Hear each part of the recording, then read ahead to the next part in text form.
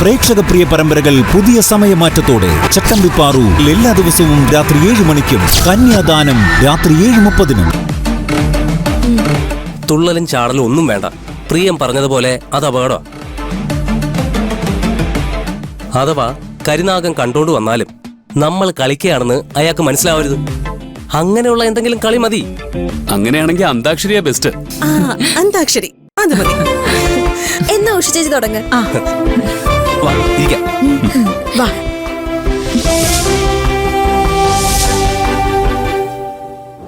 പാട്ടുപാടി ഉറക്കാം ഞാൻ താമരപ്പൂം പൈതലേ,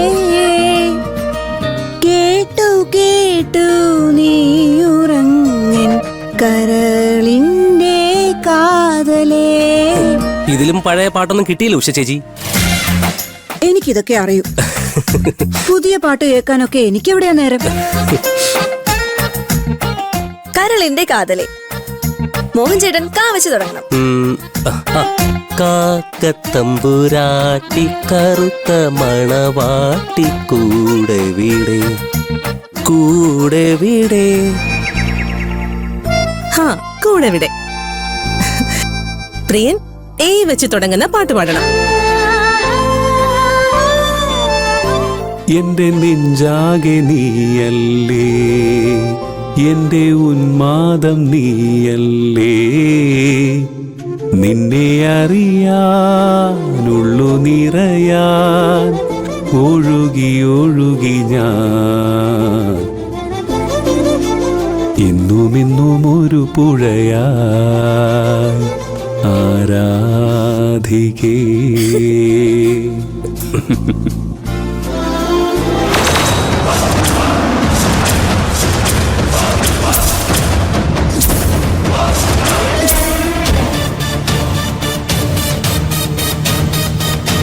മുരളി ഇവിടെ ജോലി ചെയ്യുന്ന ആരുടെയോ മൊബൈൽ നമ്പർ സംഘടിപ്പിച്ചു തന്നിട്ടില്ലേ? അയാളെ വിളിച്ചായിരുന്നോ? ഞാൻ വിളിച്ച് സംസാരിച്ചിട്ടൊന്നുമില്ല. മുരളി വിളിച്ച് സംസാരിച്ചിട്ടുണ്ടെന്നാ പറഞ്ഞ. അയാളെയാ നമുക്ക് കാണേണ്ടത്. എന്താ അയാളുടെ പേര്? രഘു. വാ, ഓഫീസിൽ പോയി അന്വേഷിക്കാം. രുദ്രപ്രതാപൻ സാറല്ലേ? അതെ, ഞാൻ രഘു. സാറ് വരുന്ന കാര്യം മുരളി വിളിച്ച് പറഞ്ഞിരുന്നു. എനിക്ക് നാട്ടില് കൃഷിയും കാര്യങ്ങളൊക്കെയാ. എനിക്ക് ഒരു അനിയനുണ്ട്. അവനെ കൃഷിയിലേക്ക് കൊണ്ടുവരാൻ എനിക്ക് തീരെ താല്പര്യമില്ല. അതെന്താ സാർ? അല്ല, അവനെങ്കിലും ചെളിയും ചേറും പുരളാതെ വളരട്ടെന്ന്.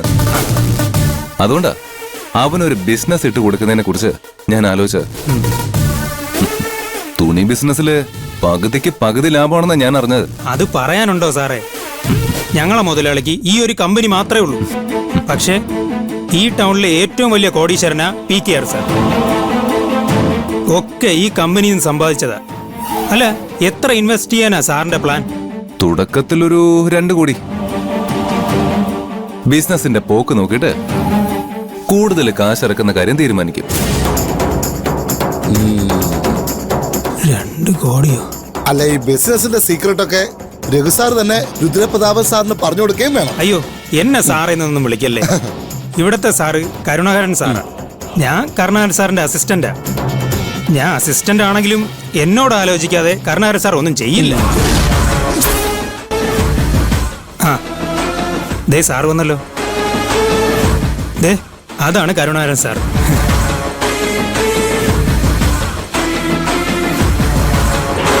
കർഷകനെന്ന് പറഞ്ഞ അയാൾ സ്വയം പരിചയപ്പെടുത്തുക.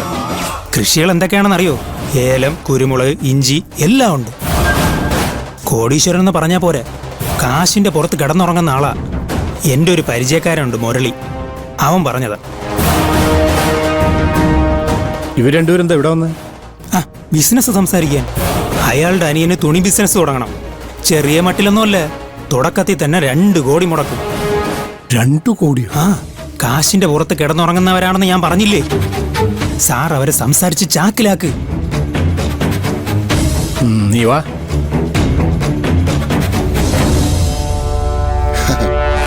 നമസ്കാരം. ഞാൻ നമസ്കാരം. ഞാൻ രുദ്രൻ. വരണം സാർ. ഞാൻ ഈ ഗാർമെന്റ്സിന്റെ പ്രൊഡക്ഷൻ ഹെഡാ. ഞാൻ ഈ തുണി ബിസിനസ്സിൽ ആദ്യമായിട്ടാ. അതിൻ്റെതായ ഒരു പരിചയക്കുറവുണ്ട്. എല്ലാം വിശദമായിട്ട് പറഞ്ഞു തരണം. തീർച്ചയായും സാർ. എന്റെ ക്യാബിനിലിരുന്ന് സംസാരിക്കാം. വരൂ സാർ, സാർ വരൂ. മുതലാളി, സത്യം പറയാലോ, മുതലാളിയുടെ പ്ലാൻ എന്തെന്ന് ഇപ്പോഴും എനിക്ക് മനസ്സിലായിട്ടില്ല. ബിസിനസിന്റെ പേരും പറഞ്ഞു വന്ന് പാറുവിന്റെ പണി കളയിക്കുക. അവള് ശമ്പളക്കാരി ആയതിന്റെ അഹങ്കാരത്തില് എന്നോട് വമ്പത്തരം പറഞ്ഞ ജനകനെ കടം തീർക്കാനുള്ള വക കണ്ടെത്താനായി പിച്ചച്ചട്ടി എടുത്ത് തേരാ പാര തെണ്ടിക്കുക. നമ്മൾ ഈ നാടകം കളിച്ച് കമ്പനിയിൽ നിന്ന് പുറത്തിറങ്ങുമ്പോ പുറകെ പണി നഷ്ടപ്പെട്ട് പാറുവും പുറത്തിറങ്ങിയിരിക്കണം. രുദ്രപ്രതാപന് നാട്ടില് മാത്രമല്ല, ടൗണിലും പിടിയുണ്ടെന്ന് അച്ഛനും മോളും അറിയട്ടെ. വാ. മഞ്ഞിൽ വിരിഞ്ഞ പൂവേ പറയൂ നീ ഇളം പൂവേ. അവസാനത്തെ അക്ഷരം പൂ. പ്രിയൻ ചേട്ടൻ പാ വെച്ചുള്ള പാട്ട് പാടണം. പാടാം, നമുക്കു പാടാം വീണ്ടും ഒരു പ്രേമഗാനം.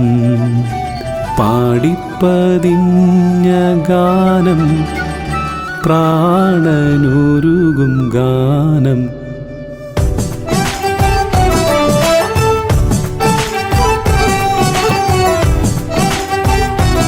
ഹലോ, ഞാനിപ്പോ വരാം.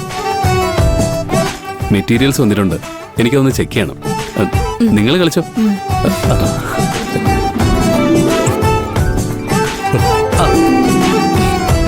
പ്രിയം പാടിയ പാട്ടിന്റെ ലാസ്റ്റ് വാക്ക് ഗാനം ന. അപ്പൊ ഗാ വെച്ച് പാടണം.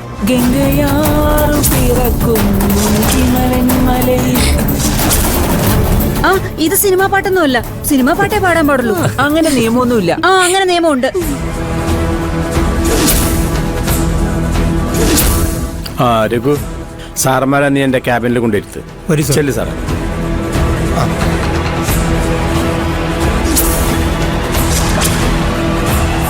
അയ്യോ, കരുനാഗൻ. നിക്കവിടെ.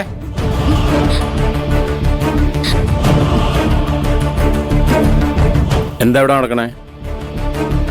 ചോദിച്ചില്ലേ ഇവിടെ എന്താ നടക്കണേന്ന്? എല്ലാവരോടുമായിട്ട് ഒരേ ഒരു ചോദ്യം. കമ്പനി നിങ്ങൾക്ക് എന്തിനാ ശമ്പളം തരണേ? ജോലി ചെയ്യാനോ അതോ അന്താക്ഷരി കളിക്കാനോ?